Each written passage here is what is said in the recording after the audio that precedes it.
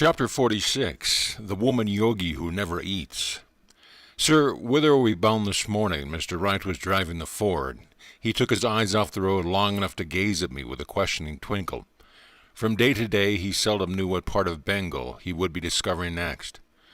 God willing, I replied devoutly, we are on our way to see an eighth wonder of the world, a woman saint whose diet is thin air. Repetition of wonders after Therese Newman. But Mr. Wright left eagerly just the same. He even accelerated the speed of the car. More extraordinary grist for his travel diary. Not one of an average tourist, that. The Ranchi school had just been left behind us. We had risen before the sun. Besides my secretary and myself, 3 Bengali friends were in the party. We drank in the exalting air, the natural wine of the morning. Our driver guided the car warily among the early peasants in 2-wheeled carts, slowly drawn by yoked-up, hump-shouldered bullocks, inclined to dispute the road with a honking interloper. Sir, we would like to know more of the fasting saint. Her name is Giri Bala, I informed my companions. I first heard about her years ago from a scholarly gentleman, Shithti Lal Nundi. He often came to the Gurupar road home to tutor my brother Bishu. I know Giri Bala well, Siti Bapu told me. She employs a certain yoga technique which enables her to live without eating. I was her close neighbor, and now in Banji, near Ikhapur. I made it a point to watch her closely. Never did I find evidence that she was taking either food or drink. My interest finally mounted so high that I approached the Maharaj of Burdwan and asked him to conduct an investigation. Astounded at the story, he invited her to his palace. She agreed to a test and lived for 2 months locked up in a small section of his home. Later she returned for a palace visit of 20 days, and then for a third test of 15 days. The Maharaj himself told me that these 3 rigorous scrutinies had convinced him beyond doubt of her non-eating state. This story of Siti Babu has remained in my mind for over 25 years, I concluded. Sometimes in America I wondered if the river of time would not swallow the yogini before I could meet her. She must be quite aged by now. I do not even know where or if she lives, but in a few hours we shall reach Purulia. Her brother has a home there. By 10:30 our little group was conversing with her brother, Lambadar Day, a lawyer of Purulia. Yes, my sister is living. She sometimes stays with me here, but at present she is at our family home in Biur. Lambadar Babu glanced doubtfully at the Ford.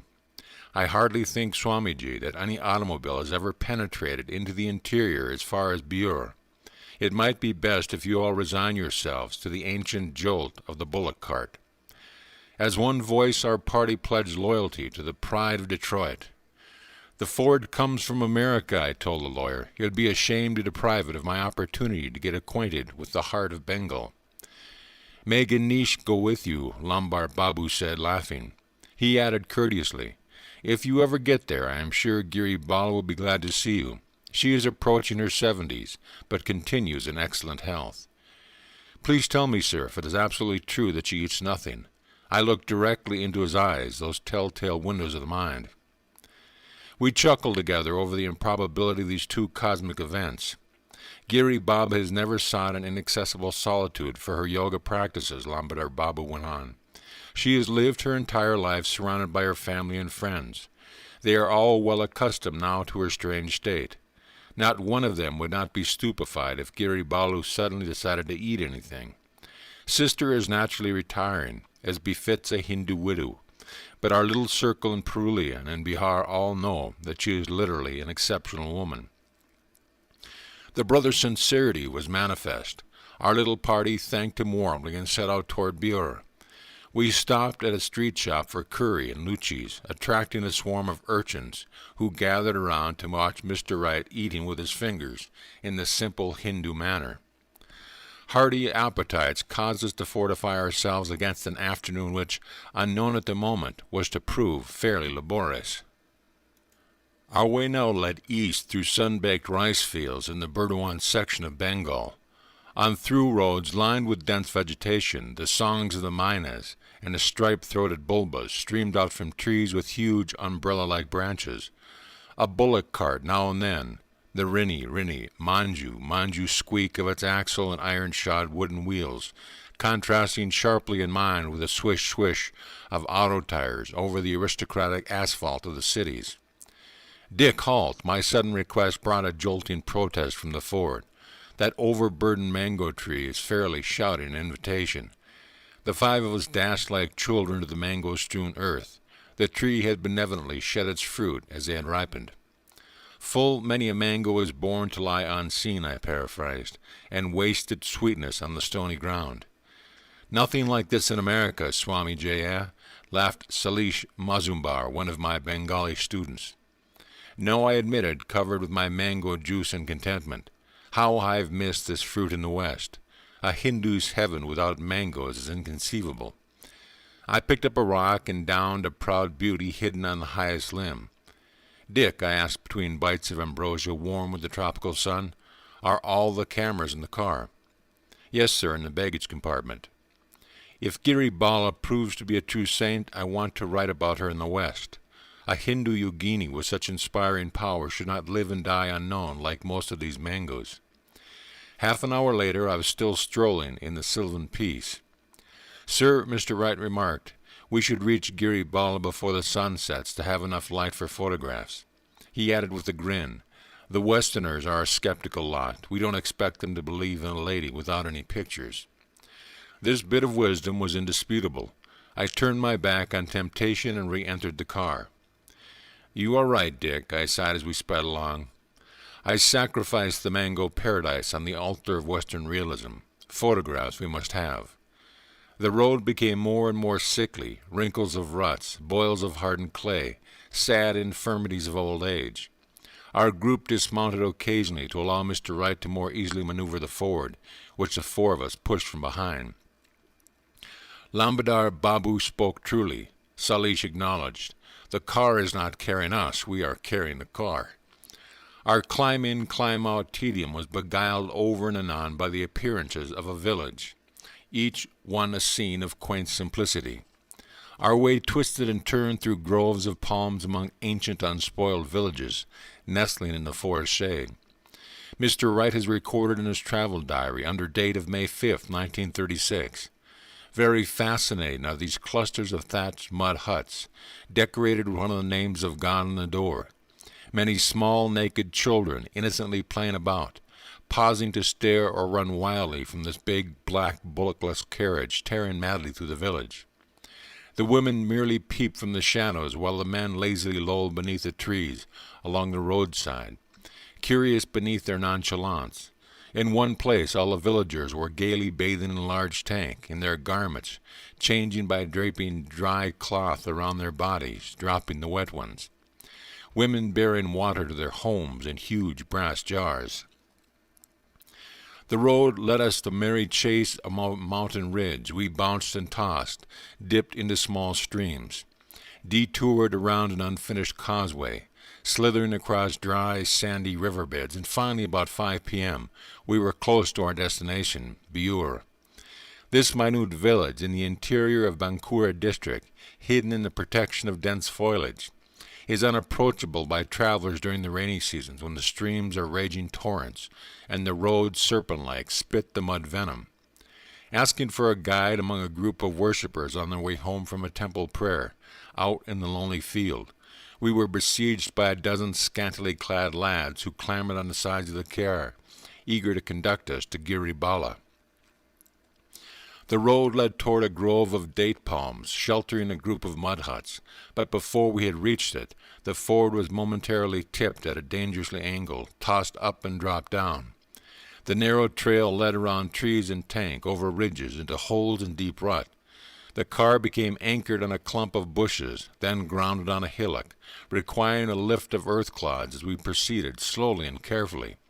Suddenly the way was stopped by a massive brush in the middle of a cart track, necessitating a detour down a precipitous ledge in a dry tank, rescue from which demanded some scraping, adazing, and shoveling. Again and again the road seemed impassable, but the pilgrimage must go on. Obliging lads fetched spades and demolished the obstacles, shades of Ganesh, while hundreds of children and parents stared. Soon we were threading our way along the two ruts of antiquity, women gazing wide-eyed from their hut doors, men trailing alongside and behind us, children scampering to swell a procession. Ours was perhaps the first auto to traverse these roads. The bullock cart union must be omnipotent here.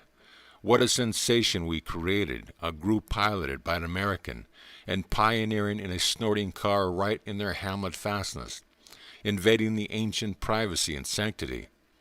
Halting by a narrow lane, we found ourselves within 100 feet of Giri Bala's ancestral home. We felt the thrill of fulfillment after the long road struggle crowned by a rough finish. We approached a large two-story building of brick and plaster, dominating the surrounding adobe huts. The house was under the process of repair, for around it was a characteristically tropical framework of bamboo.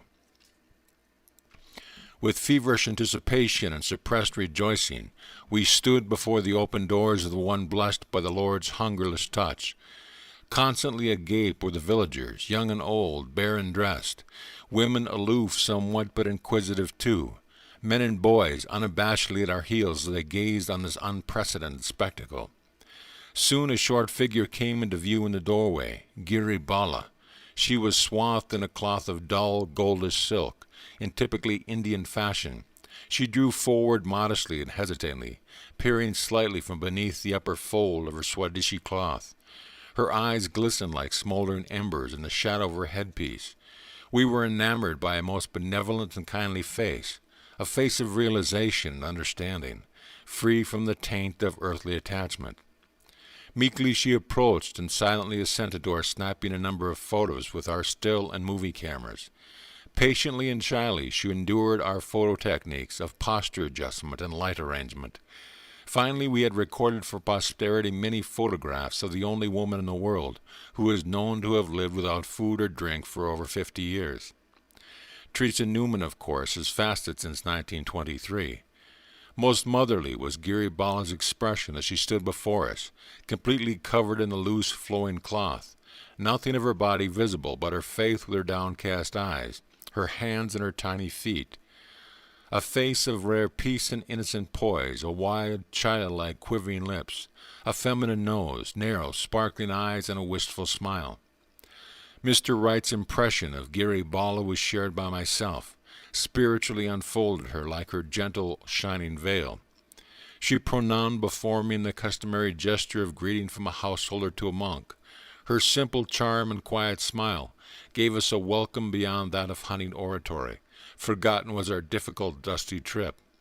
The little saint seated herself cross-legged on the veranda. Though bearing the scars of age, she was not emaciated. Her olive-colored skin had remained clear and healthy in tone. "Mother," I said in Bengali, "for over 25 years I have thought eagerly of this very pilgrimage. I heard about your sacred life from Siti Lal Nundi Babu." She nodded in acknowledgment. "Yes, my good neighbor, and now a Banji.